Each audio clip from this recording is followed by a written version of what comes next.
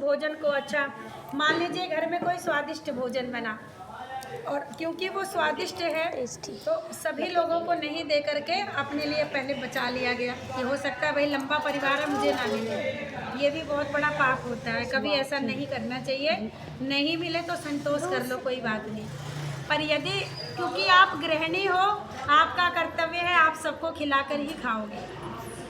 आपने बनाया और कोई नहीं पाया तो दोष किसको लगा? आपको लगा। तो कभी अपनी जीव के लिए दूसरों का वो नहीं, बहुत बड़ा अपराध है ये।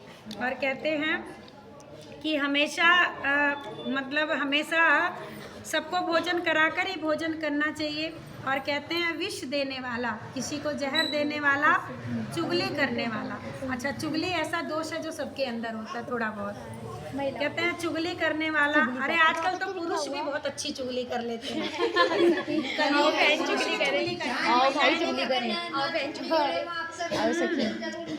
और स्त्री की असत्य वृत्ति के आश्रय रहने वाला, स्त्री कमाए और पुरुष खाए, ये भी अपराध है। जो पहले के हमारे बाप दादा के नियम कायदे कानून थे वो वेदों के अनुसार थे कि स्त्री घर में रहेगी, पुरुष कमाएगा।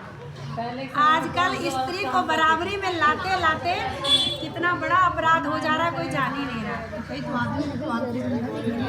तो स्वाभाविक है, बनेंगे जब स्त्री कमा रही है तो पुरुष तो आलसी हो ही जाएगा, सोचेगा घर में पैसा तो आ ही रहा है।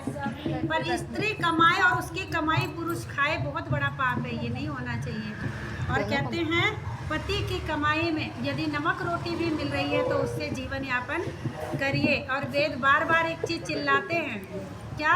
कि जितना आप अपने भाग्य में लिखवा के लाए हो ना उतना आपको मिलेगा, चाहे एक कमाए चाहे 10 कमाओ। ये हम सोचते हैं कि भाई आजकल एक के कमाने से नहीं चलेगा, पर ये सत्य नहीं है।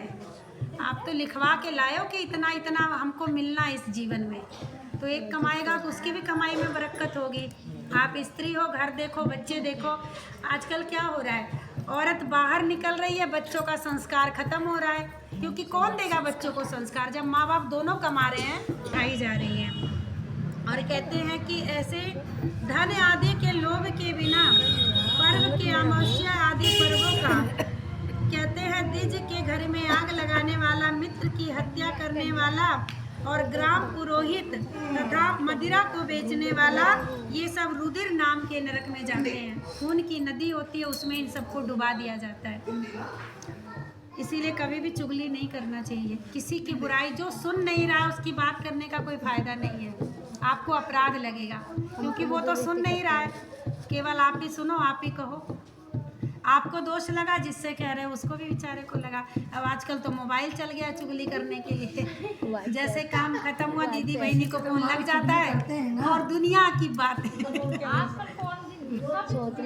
वो कहावत है ना, हम तो डूबेंगे सनम तुम्हें भी ले डूबेंगे।